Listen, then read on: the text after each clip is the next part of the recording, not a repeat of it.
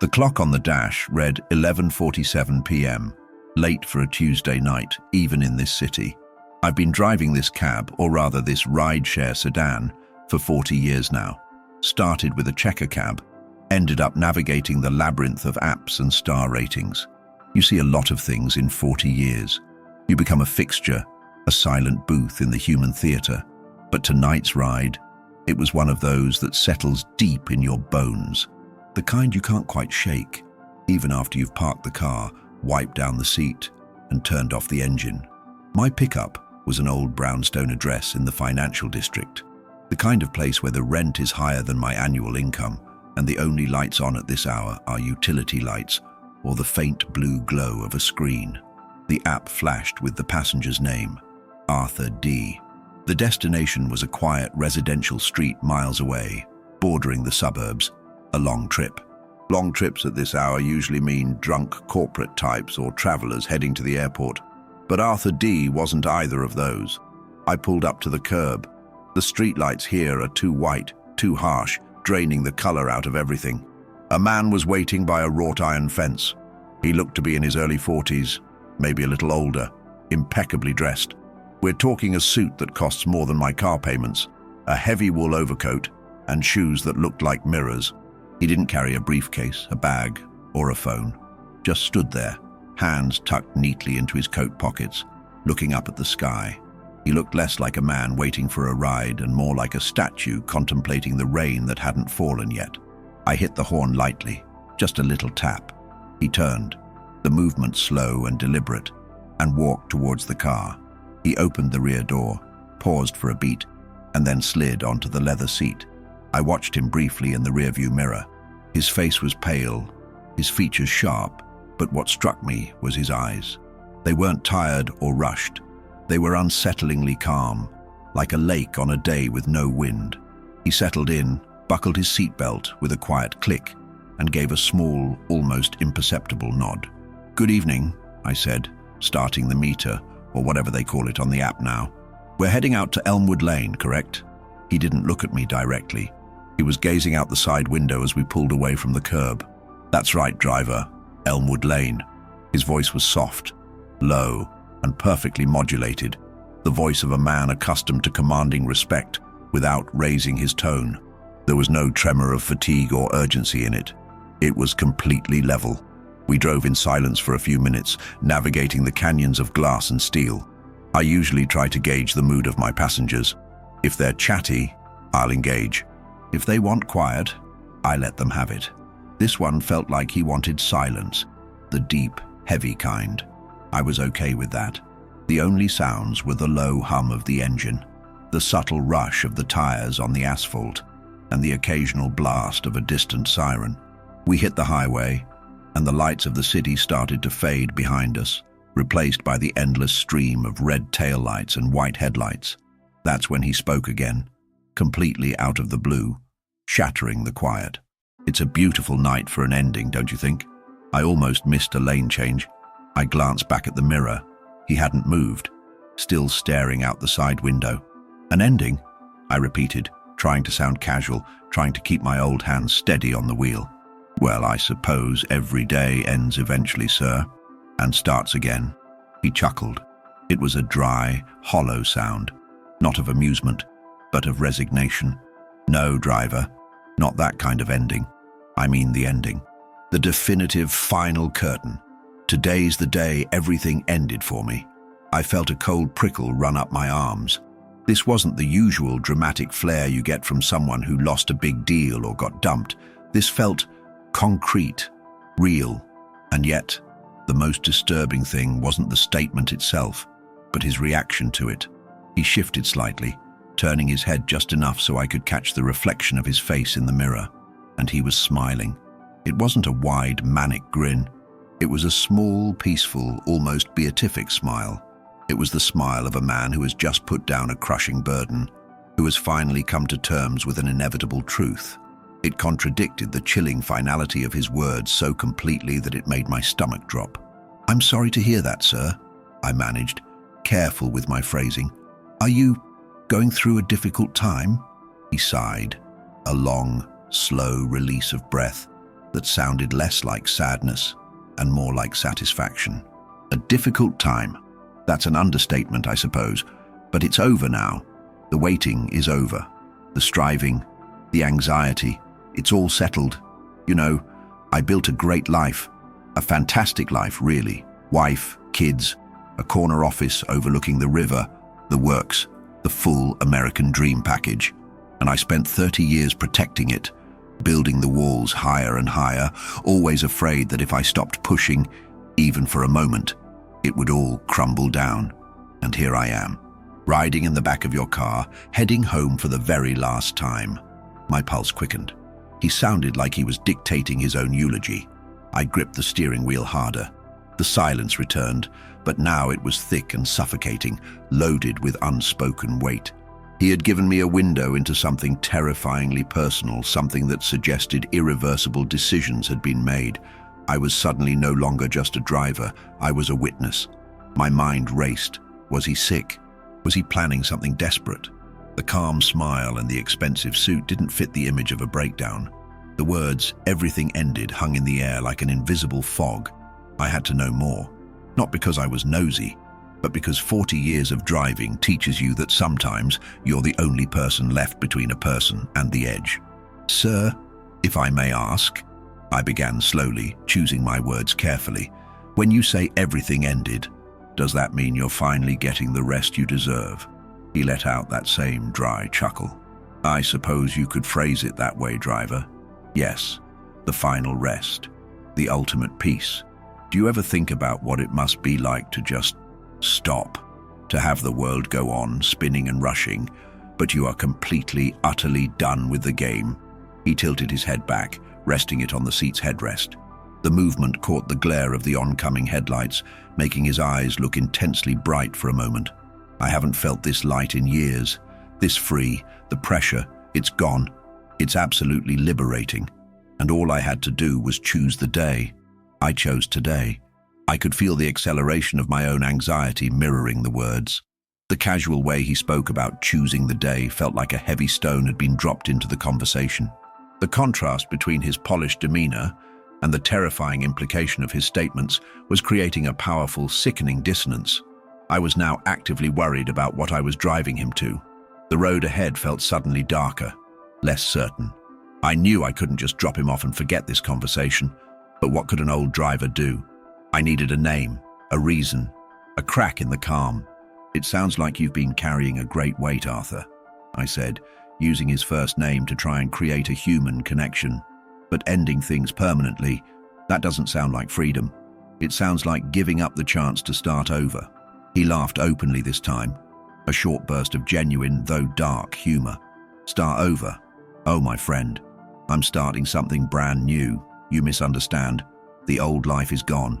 Everything I spent 30 years building is now irrevocably lost. And that is the key to my peace. You see, the only way to truly be free is to lose everything that ties you down.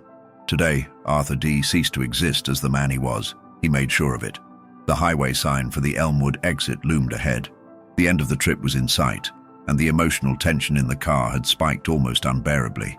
I was about to drop off a passenger who had just confessed to some profound final act, and he was smiling about it. My stomach clenched. I knew I couldn't end the conversation here. I had to push further. "Arthur, whatever happened today, whatever you've lost or done, there's always a way to turn the car around," I pleaded, the worry now overriding my professional distance. He shook his head gently. "No, driver, there isn't. Not this time. And you'll understand why soon enough. Just keep driving. I have a story to tell you, and we're almost home." The highway exit sign for Elmwood blurred past the window. We were off the main road now, winding through streets that got progressively quieter, lined with tall, established oak trees and homes set back behind lush lawns. The shift from the city's frenetic energy to this deep, residential stillness only amplified the quiet dread building in my chest. Arthur D.'s smile hadn't faded. If anything, it seemed to deepen with every mile we drove away from the noise and closer to his ultimate destination. "You're a good man, driver," he said, his voice cutting through the silence again. "You care. Most people in your line of work, and in mine for that matter, they just move people from point A to point B. They never stop to consider the baggage, the weight. It's hard not to notice when a passenger says he's done with life, Arthur. I responded honestly, trying to keep my voice even. My hands felt clammy on the steering wheel.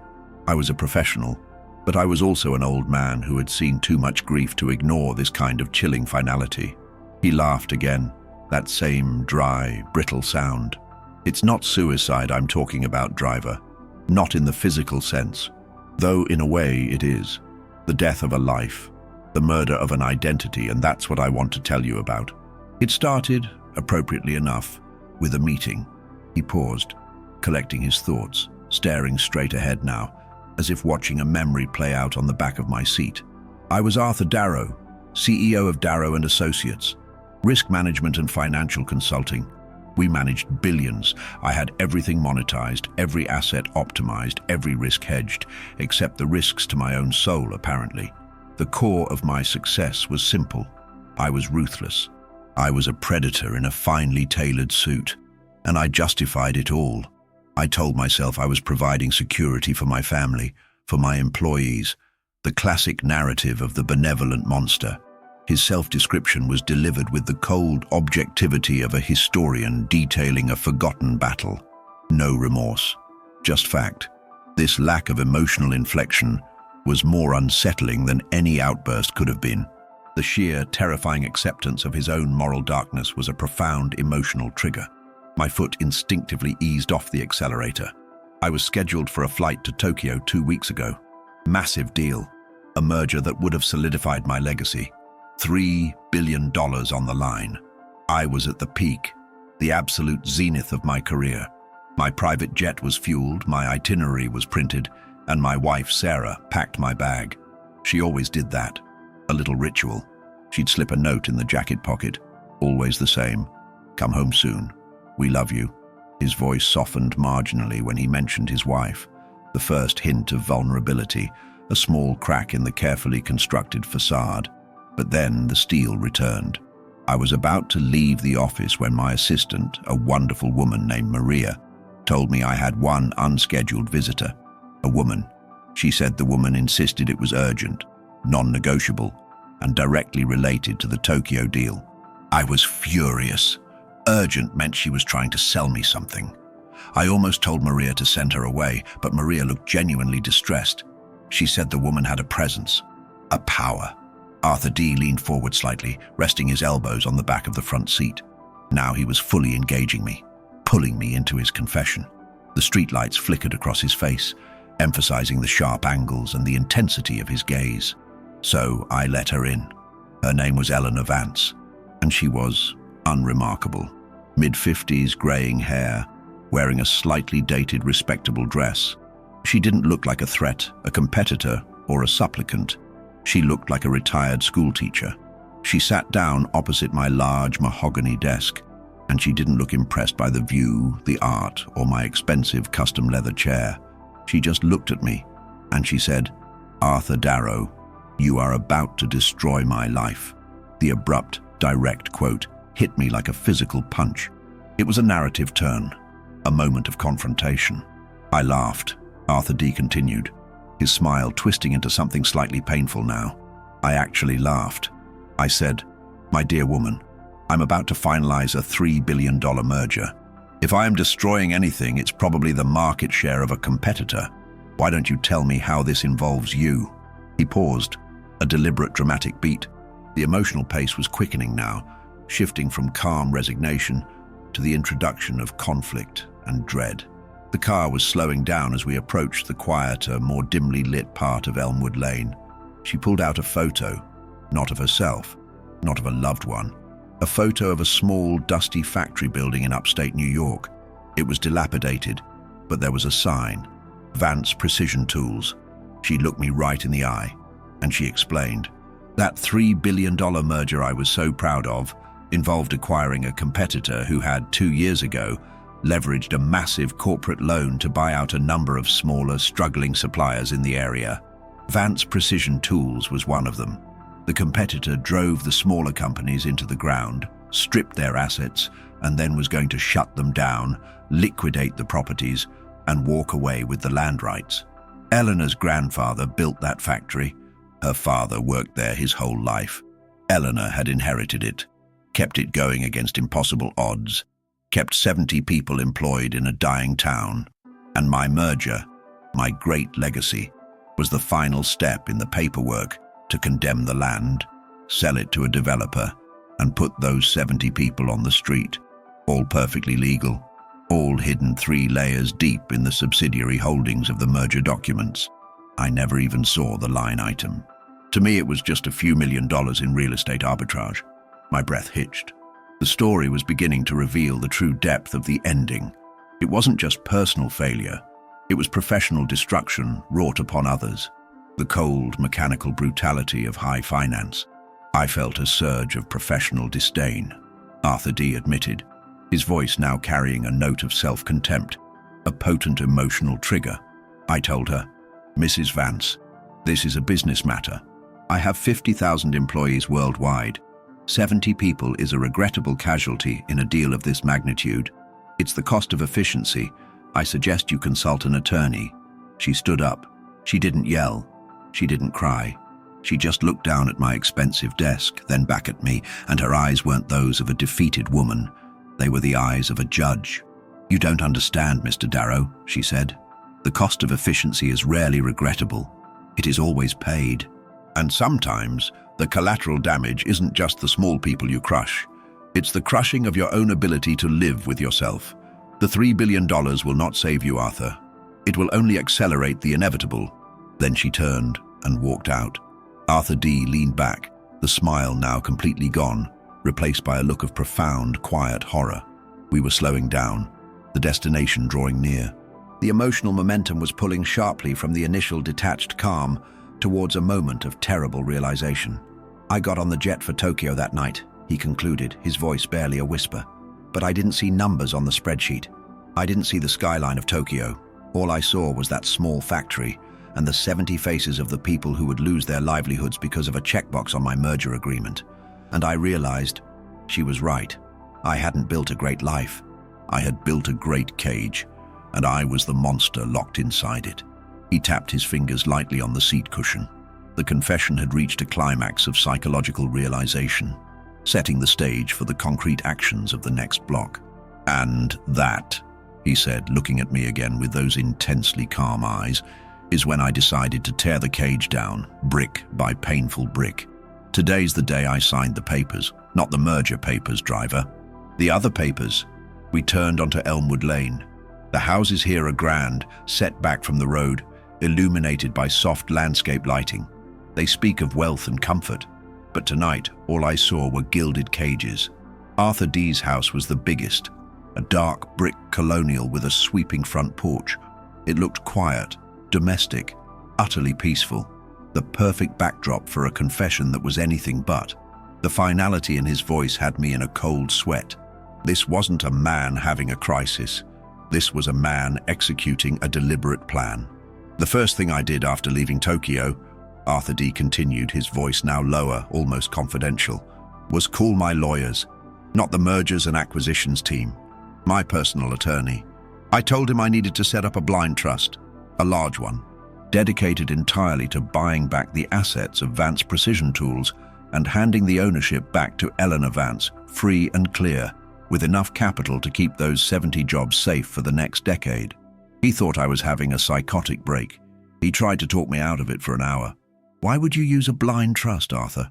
I asked, slowing the car to a crawl. I was genuinely confused. If he wanted to do good, why hide it? He offered a grim, bitter laugh. Because, driver, I realized that if I put my name on it, Arthur Darrow, the predator, it would look like atonement, like a tax write-off. I didn't want credit. I wanted quiet dissolution. I wanted the act to exist, but the actor to vanish. That was the easy part, a few signatures, a few wire transfers. Money makes the paper move fast. The hard part was my life. The emotional momentum shifts here from professional realization to profound personal sacrifice, increasing the stakes dramatically. My world was my portfolio. My identity was my net worth. To kill the monster, I had to starve it. I spent the last 2 weeks systematically dismantling my entire financial life. I liquidated every single major asset that was solely in my name. The jet, the yacht, the obscene floating symbol of my ego, my art collection, the bonds, the stocks, everything tied to Darrow and Associates. I dumped it all. It was an exercise in surgical self-immolation. He paused again, letting the gravity of the words sink into the silence of the large, quiet street. The tension was palpable. He was describing professional suicide with a chilling lack of regret. I placed everything, and I mean everything, into various irrevocable trusts. Trusts dedicated to medical research, to scholarships for first-generation college students, to environmental cleanup programs. I set them up so complicatedly that my own family couldn't touch the principal, only benefit from a modest annual non-negotiable stipend. Enough to live comfortably, yes, but no more private jets, no more corner office. They'll have a wonderful life, protected from my own ambition. But the name Darrow and Associates will not be a part of it. Not anymore. I pulled up directly in front of his massive house. The headlights illuminated the perfectly manicured lawn. I didn't turn off the engine. I couldn't. I was gripping the steering wheel so tightly my knuckles were white. This man hadn't just confessed to being a terrible person. He had confessed to erasing himself to fix the terrible person he was. "You've sacrificed your entire life, Arthur," I whispered, almost to myself. "Your legacy, everything you worked for." He sighed, the sound heavy with the weight of that sacrifice. "That's where you misunderstand, driver. The legacy I was building was rotten. It was a monument to greed. I didn't sacrifice my life. I saved it by reducing it to zero. Today, I signed the final legal documents relinquishing my CEO title and selling my last remaining shares in the company. The transfer was effective at 5 p.m. Eastern Time. I walked out of the office, took a cab and got a haircut. Then I called your service." He turned in the back seat to face me properly for the first time, and the light from the dashboard cast his face in deep shadows, giving him a spectral quality. This direct confrontation was a spike in the emotional trajectory. "I have no money, driver. Not a cent in my bank account. My wallet is empty. My keys are gone. I have this suit on my back and that's it. My old life ended today. It ended when I chose to be a man with nothing to lose but his freedom, instead of a man with everything to gain but his soul." I stared at him, my mind spinning. No money? He was at his home, the symbol of the life he just destroyed. This raised a terrifying, immediate question that I had to ask. "Arthur, if you have no money, how are you going to pay for this ride?" The smile returned, slow and chilling. It was the smile of a cat that has just swallowed a canary. "Ah, the practicalities," he said, nodding. "A very good question. That's the last knot to untangle. You see, I planned everything. I planned the trusts, the transfers, the resignations. I knew I needed one final, quiet act of faith. And I knew I couldn't walk up to the door and explain all this to Sarah." He leaned closer, his voice dropping to a conspiratorial whisper, increasing the intimacy and fear of the moment. I couldn't tell my wife that the man she married, the provider she trusted, had just evaporated his identity and left their children with a manageable allowance, while giving the equivalent of a king's ransom to strangers. She wouldn't understand. She would see it as a betrayal, as madness. "So, Arthur, what did you do?" I urged, my voice barely a rasp. I had to know the final piece of the puzzle. I felt like I was riding a downhill coaster, knowing the tracks ended abruptly. He reached into the inside pocket of his expensive overcoat. The one I noticed earlier was empty. This time he didn't pull out a wallet or keys or a note. He pulled out a single, neatly folded piece of thick white paper. It wasn't a bank draft or a check. I wrote Sarah a letter, the truth, as much as she could handle. I told her I had made a choice, that the man she knew was gone, but the man who remains is finally free. I told her I was sorry for the pain I caused. I left it on the kitchen counter this morning before I went to the office for the last time. He opened the car door slightly, letting in the cool night air and the scent of damp earth. The sound of the car door opening was a sharp emotional release, signaling the end of the ride and the culmination of the tension. "I need you to do one last thing for me, driver," he said, looking over his shoulder. "My fate is sealed. My old life is over. I need you to be the witness to my new beginning, and I need you to understand why I couldn't pay for the ride."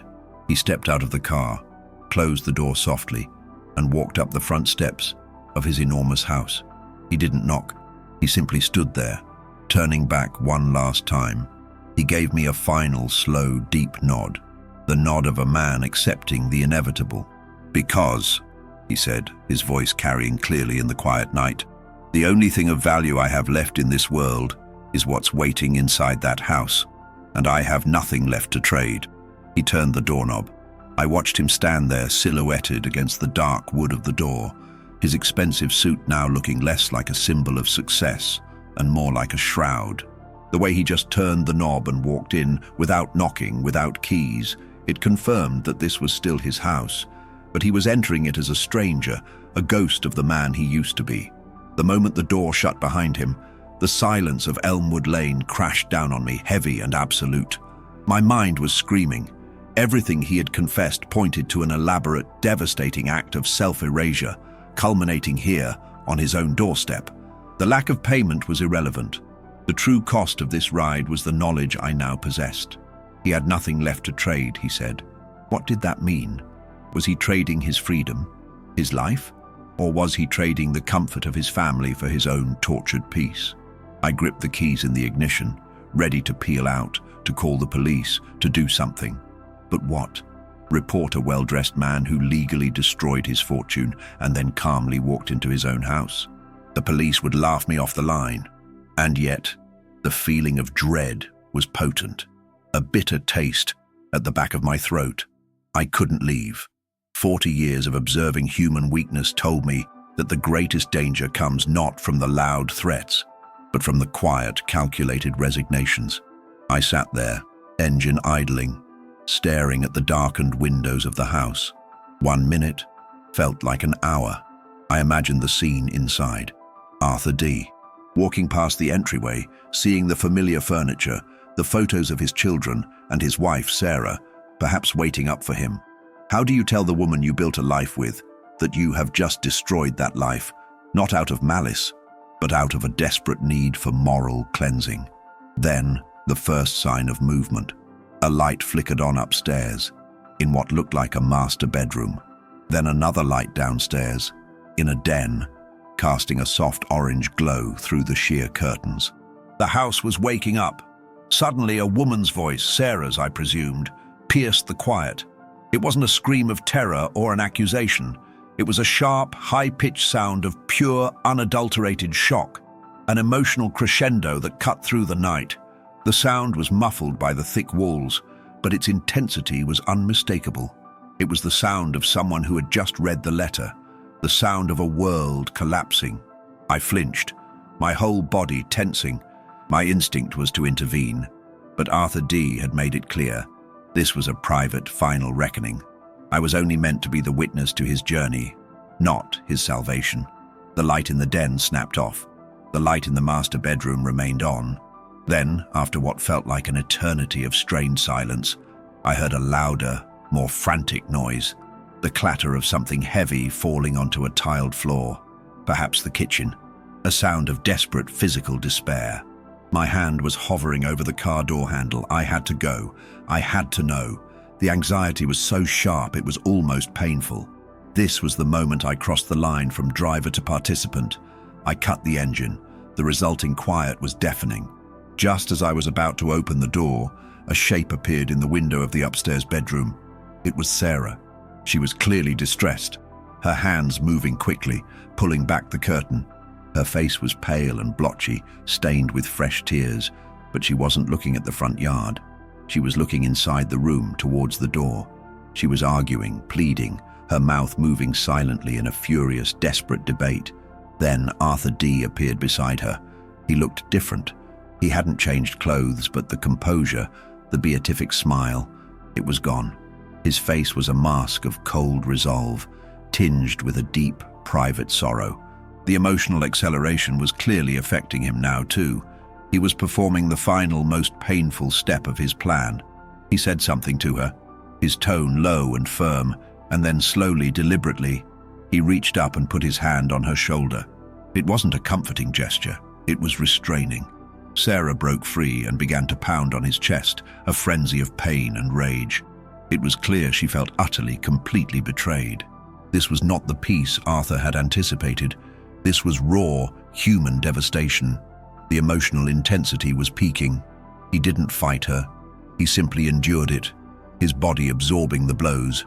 Then, he took her by the arms, turned her away from the window, and led her firmly back toward the interior of the room. She was resisting, turning her head back toward the street, toward me. In that brief, terrifying moment, her eyes locked with the front of my parked car. I ducked instinctively, a reflex of shame and complicity. I was hiding, witnessing a man destroy his marriage, his family, in pursuit of his own perverse salvation. When I dared to look up again, the window was empty. The house fell silent. A terrifying, heavy silence that felt worse than the shouting. The last vestige of the argument had vanished, leaving only the unanswered question hanging in the air. What happened now? Where was he going? What was the new beginning he spoke of? I waited 5 more minutes, my heart hammering against my ribs. I couldn't drive away. I was fixed there, paralyzed by the weight of his confession. I started the engine again, my intention to leave, to put distance between myself and this house of sorrow. But just as I reached for the gear shift, the front door opened again. It was Arthur D. He walked out just as calmly as he walked in, but this time, he wasn't alone. He was holding something, not a bag or a briefcase. He was holding a small child, maybe 4 or 5 years old, bundled in a soft blanket, asleep on his shoulder, and trailing behind him, holding his other hand, was another child, a little girl, maybe 8, rubbing her sleepy eyes, looking confused and frightened. This was the final shocking twist. This was the true, horrific trade. He reached the cab, and my jaw went slack. "Driver," he said, his voice now ragged, stripped of its former composure, "we're ready to go." He slid the sleeping boy into the front passenger seat, expertly buckling the seatbelt over the blanket, and then gently ushered the girl into the back. He stood by the door, his eyes meeting mine in a final, agonizing look of profound devastation. "The most valuable thing I have left," he whispered, his eyes gleaming with unshed tears, "is the only thing that matters. My children. Sarah won't survive the wreckage I made, but they can. Elmwood Lane is where my old life died. But this ride, this is where their new life begins. Drive us to the airport, driver. The small, private terminal.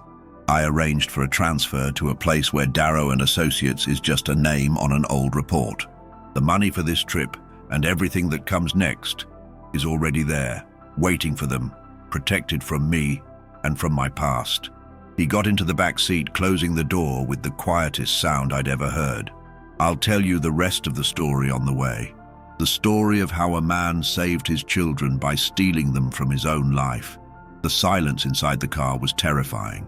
It wasn't the comfortable quiet of an empty ride. It was the suffocating silence of a car holding secrets too big to breathe. The little boy, bundled in the front seat, was blissfully asleep, his small hand resting near the radio dial. In the back, the little girl, whose name I didn't know, sat rigid and wide-eyed, watching the grand houses of Elmwood Lane recede. Arthur D. was beside her, his posture slumped, the earlier calm replaced by the heavy, trembling exhaustion of a man who has just lifted a monumental weight. I pulled away from the curb slowly, easing the car out onto the street. My hands were shaking too badly for speed. I was driving a fugitive and 2 unsuspecting children toward a life I didn't understand. I had crossed the line from witness to accomplice, and the moral ambiguity of the situation hit me like a physical blow. "Arthur," I managed, my voice rough, "you said you set up a trust for them, for your children. Why didn't you leave them with their mother?" He leaned forward, his voice a low, painful rasp. "Because, driver, you didn't see the woman who threw herself at the kitchen counter this morning. You didn't hear the sounds of her world ending. Sarah is a victim of my monstrous ambition. She defined herself by the life I built for her. The private clubs, the charity boards, the expectations. When I signed those final papers today, I didn't just divest myself of wealth, I divorced her from her entire identity. The emotional weight here is the justification for a terrible act, a heavy moral defense that pulls the viewer into Arthur's conflicted psyche. The letter I wrote, he continued, staring straight ahead into the darkness of the road, it explained everything. The factory, Eleanor Vance, the realization that I was a hollow man. I also told her about the trusts. Enough for her to live comfortably, yes, but only if she completely changed her life.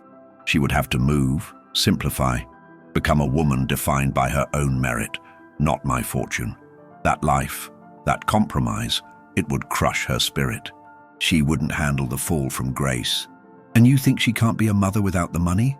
I challenged him, the old man in me bristling at the judgment of a mother. I know she won't be their mother, he corrected me, his voice cracking slightly. She'll be a wounded woman, consumed by bitterness, always reminding them of the life they lost, the father who betrayed her.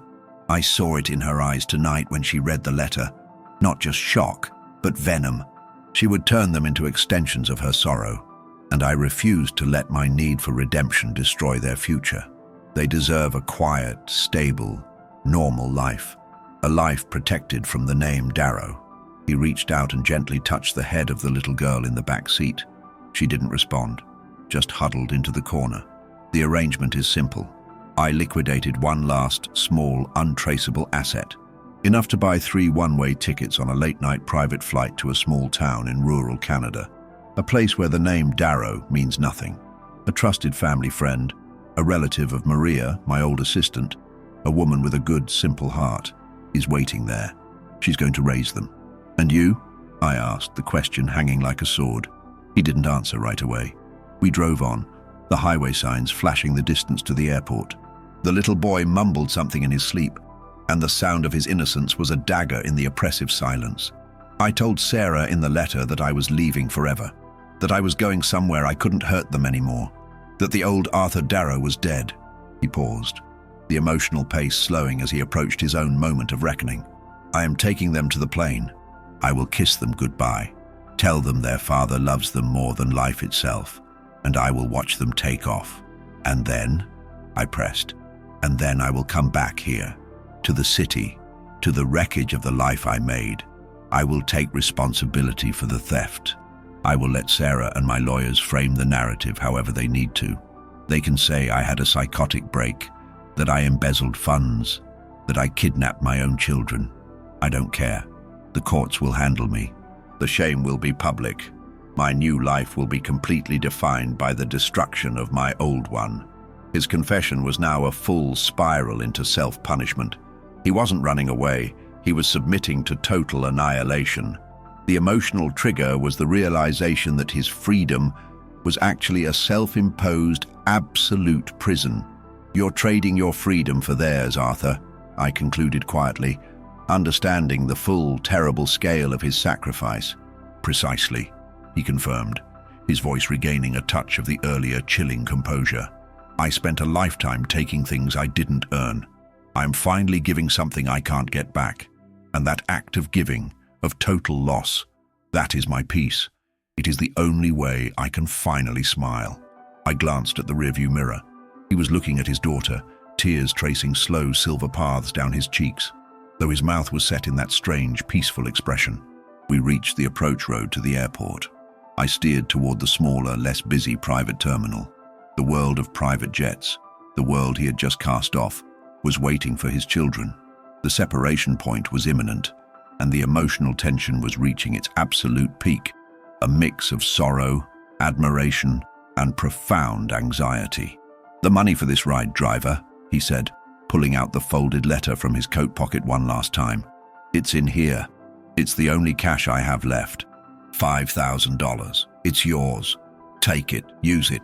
But when you read the news tomorrow, when you see the headlines about the disgraced CEO who vanished and possibly kidnapped his own children, remember this ride. Remember the monster who finally chose to die so that the children could live. He handed the envelope to me. It was thick, heavy with cash. I felt a terrible moral obligation settle into my hand with the weight of the paper. I pulled up to a dimly lit hangar, a nondescript building with a single sleek jet sitting on the tarmac, its engines already humming softly.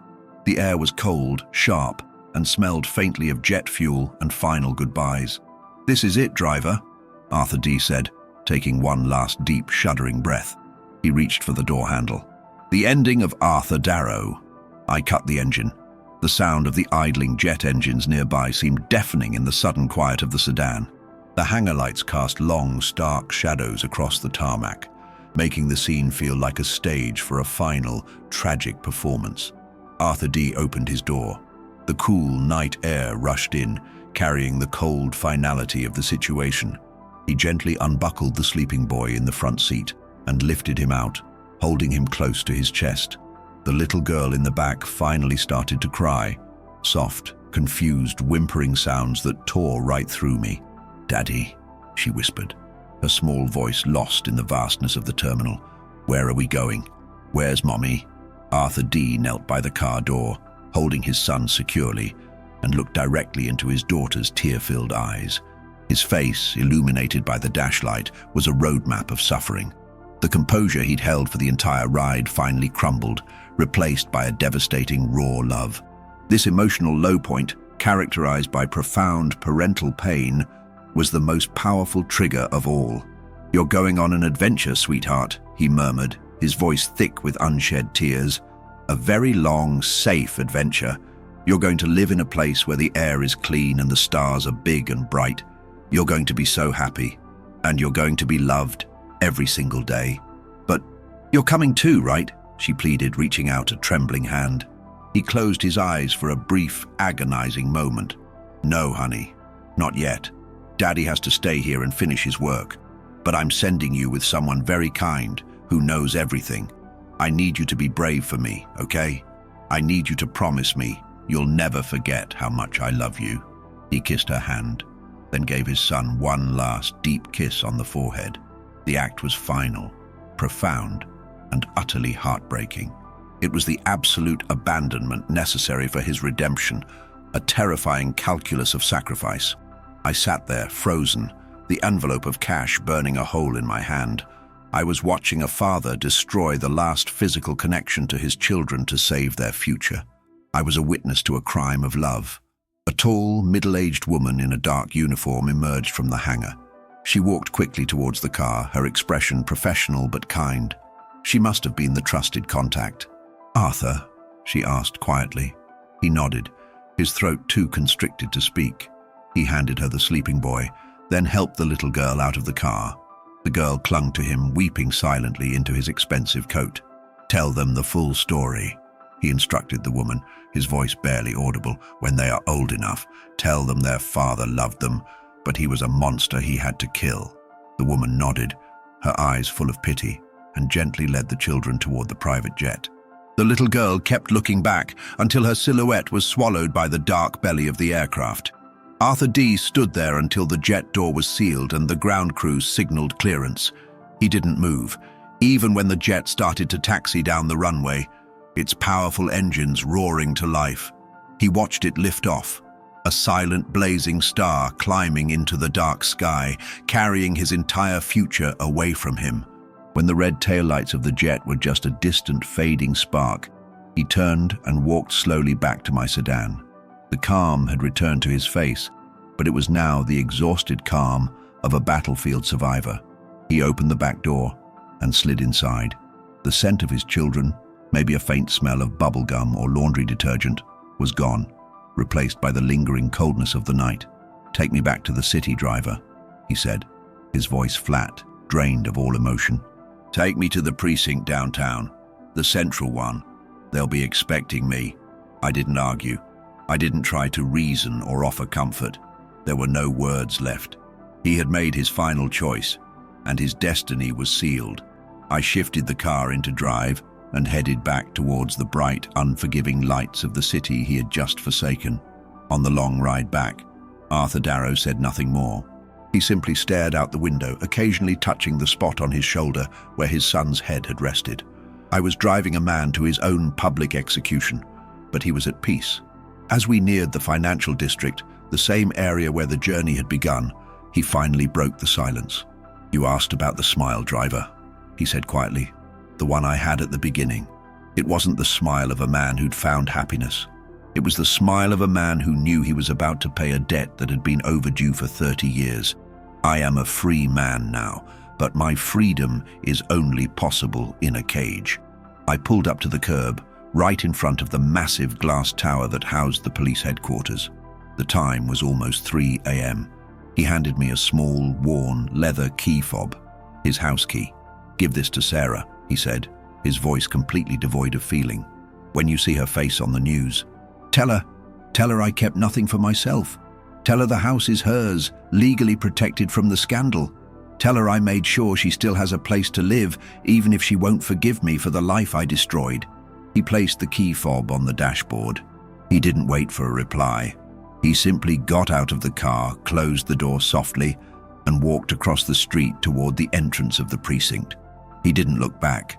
He just walked toward the inevitable, his expensive coat and straight posture marking him as a man of consequence, walking willingly toward consequences.